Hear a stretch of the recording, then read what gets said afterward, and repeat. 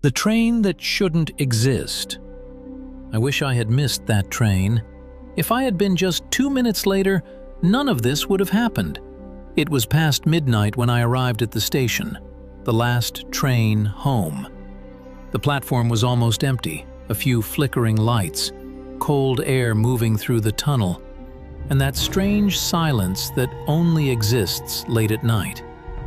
Then I noticed something odd. There were no departure screens, no announcements, no station staff.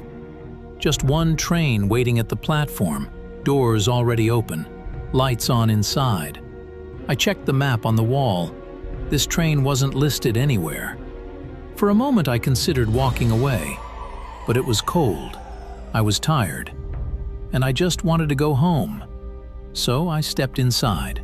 The doors closed immediately behind me, with a loud, metallic slam. The train started moving. At first, everything seemed normal.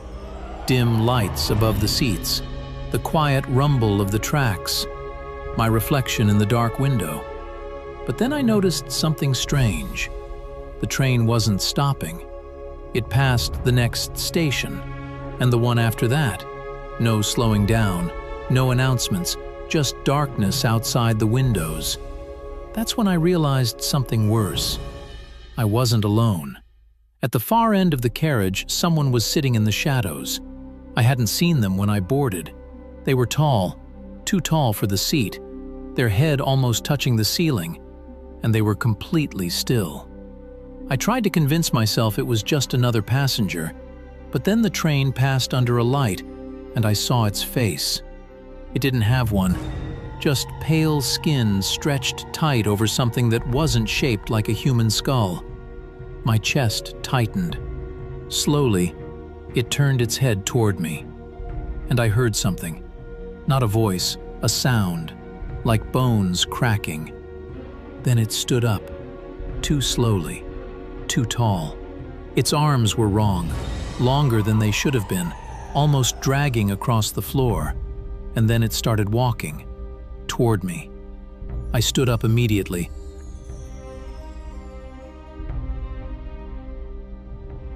My heart racing. The train was still moving. Too fast. I ran toward the next carriage, pushed the door open, and froze. The next carriage was full. Not with people, with them. Dozens of those things, sitting perfectly still, watching me. Every head turned slowly, at the same time. Then one of them moved, then another, and suddenly all of them stood up. The train lights flickered violently.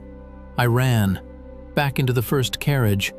The thing that had been walking toward me was now much closer, too close, its arms stretched toward me, fingers thin and sharp like broken bones. I turned and ran again, through another door, another carriage. But every carriage was the same. More of them, waiting, watching, standing. Then the train finally slowed down. The doors opened. I didn't even check the station name. I just ran, out onto the platform. The cold air hit my face. I stumbled forward, breathing hard. The train doors closed behind me, and the train left the station. Only then did I look around. The platform was abandoned. Broken lights, rust everywhere, dust on the floor. Then I saw the sign, a station map. The date printed on it was from 1983, and below the map was a warning sign.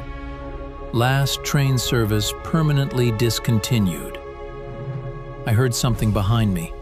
Footsteps, slow, heavy, coming from the tunnel where the train had disappeared. When I turned around, I saw them, climbing out of the darkness, tall, thin, faceless, and there were hundreds of them. Then I realized something. That train wasn't taking people home, it was bringing them here.